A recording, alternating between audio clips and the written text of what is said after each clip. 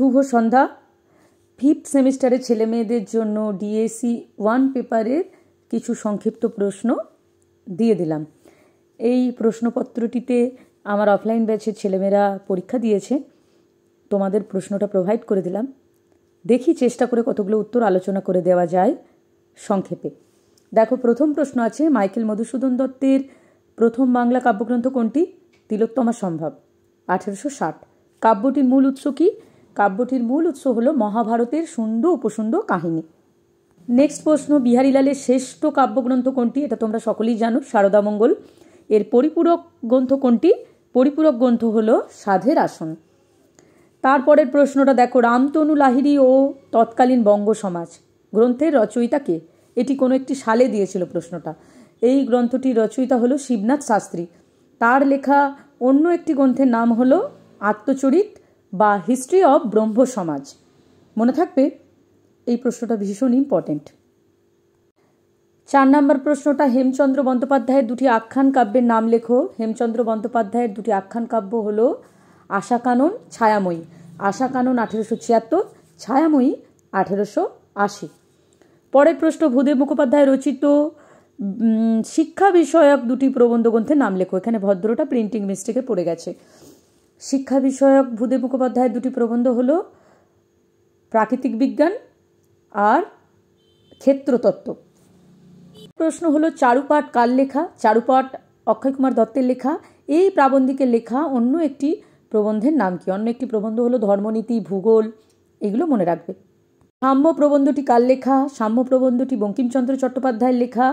তার লেখা আরেকটি প্রবন্ধ গ্রন্থের নাম লেখো, কমলাকান্তের দপ্তর। নেক্সট, বাংলা সাহিত্যে ত্রয়ী কাব্য কি? বাংলা সাহিত্যে নবীনচন্দ্র সেনের 3টি কাব্যকে একসাথে ত্রয়ী কাব্য বলা হয়। সেই 3টি কাব্য কি কি? কুরুক্ষেত্র, প্রভাস আর রৈবতক। সালগুলোও তোমরা একটু দেখে নেবে। এটি কত বছর ধরে তিনি লিখেছিলেন? এই 3টি কাব্য তিনি 9 বছর ধরে লিখেছিলেন, প্রায় 10 বছর লেগে গেছিল। প্রথমেই আছে রৈবতক 1887, তারপর কুরুক্ষেত্র 1893, তারপর প্রভাস 1896। মনে থাকবে। দেখো, পরের প্রশ্ন, মেঘনাদবধ কাব্যের প্যারোডি কাব্যের নাম কি? এটি কার লেখা? মেঘনাদবধ কাব্যের প্যারোডি কাব্যের নাম হলো ছুছুন্দর বধ। এই কাব্যটি লিখেছিলেন জগবন্ধু ভদ্র। মনে রাখবে, এই প্রশ্নটি কিন্তু কোনো একটি সালে পড়েছে, ভীষণ ইম্পর্টেন্ট কোয়েশ্চেন।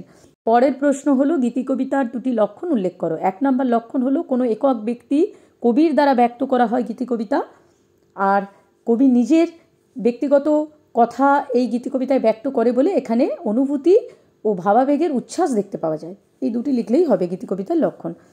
তারপর দেখো, 19 শতকে 4 জন মহিলা গীতিকবির নাম উল্লেখ করো।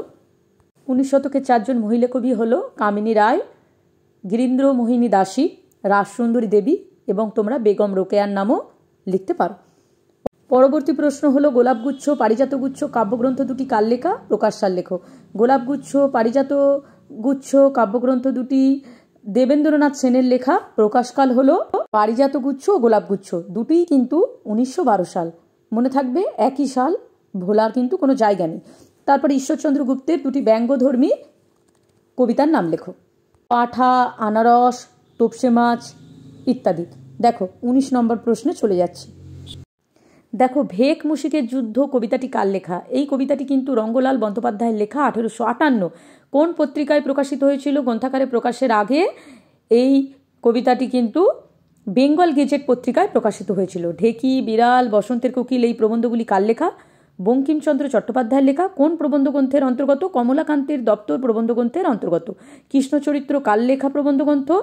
বঙ্কিমচন্দ্র চট্টোপাধ্যায়ের লেখা প্রবন্ধ গ্রন্থ। এর বিষয় কি? এর বিষয় হলো ধর্মতত্ত্ব আলোচনা। কালীপ্রসন্ন সিংহের শ্রেষ্ঠ প্রবন্ধ গ্রন্থ কোনটি? কালীপ্রসন্ন সিংহের শ্রেষ্ঠ প্রবন্ধ গ্রন্থ হলো হুতুম প্যাঁচার নকশা। এটিকে অনেকে উপন্যাসের পূর্বাভাসও বলেন। এর প্রকাশকাল সম্ভবত 1862। 20 নম্বর প্রশ্ন হলো, প্যারীচাঁদ মিত্রের ছদ্মনাম কি? প্যারীচাঁদ মিত্রের ছদ্মনাম হলো টেকচাঁদ ঠাকুর। তার লেখা দুটি নীতিমূলক আখ্যান রচনার নাম হলো অভেদী ও আধ্যাত্মিকা। ক্লিয়ার? দেখো, ঐতিহাসিক উপন্যাস কার লেখা? ভূদেব মুখোপাধ্যায়ের লেখা। রচনাকাল ও প্রকাশকাল লেখো। এর রচনাকাল ও প্রকাশকাল কিন্তু আলাদা, আমি বলে দিচ্ছি, মনে রাখবে। রচনাকাল বলা হয় 1856 থেকে 57 খ্রিস্টাব্দ, আর প্রকাশকাল কিন্তু 1862। ক্লিয়ার? বিহারীলাল চক্রবর্তীর বাউল গানের সংকলন গ্রন্থটির নাম কি? এই গ্রন্থটির নাম হলো বাউল বিংশতি। প্রথম প্রকাশ হয়েছিল ভারতী পত্রিকায় 1289 বঙ্গাব্দে। মনে রাখবে 1289 খ্রিস্টাব্দ কিন্তু নয়, বঙ্গাব্দ।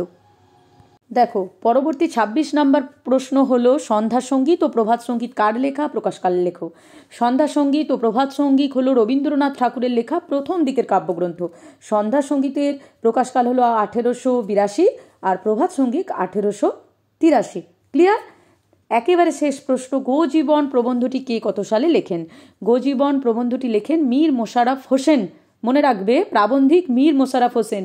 এর প্রকাশকাল হলো 1889 খ্রিস্টাব্দের মার্চ মাসে। ক্লিয়ার? মোট 27টি প্রশ্ন এবং উত্তর আমি আলোচনা করে দিলাম।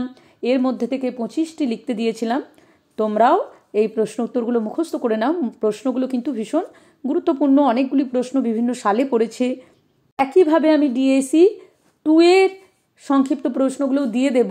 সময় থাকলে এভাবে উত্তরগুলো আলোচনা করে দেব। পড়াশোনা কিন্তু শুরু করে দাও। ফেব্রুয়ারিতেই তোমাদের এক্সাম, সম্ভবত 2nd বা 3rd উইকে। থ্যাংক